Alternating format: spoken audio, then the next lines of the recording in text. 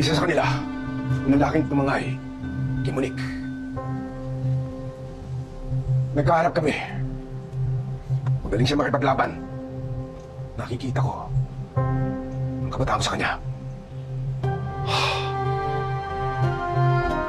Pa, napatay niya ba? Hindi ko siya napatay. Bakit hindi? Akala ko ba nagkaharap na kayo? Hindi ko alam, Papa. Hindi ko mapaliwanag. Pero nasukol ko siya. Hindi ko makalabit ang gatilyo. Hindi ko matuloy. Ewan ko. Ay, naku, Ramon. Sinayang mo. Sinayang mo ang pagkakataon mo. Hindi ka naman dati ganyan, ah! Alam ko, Papa. Pero huwag kayo magkalala. Hahanapin ko siya. Dahil siya lang makakasagot sa lahat ng mga katanungan ko. Nasaan si Monique? At sino ba talaga siya?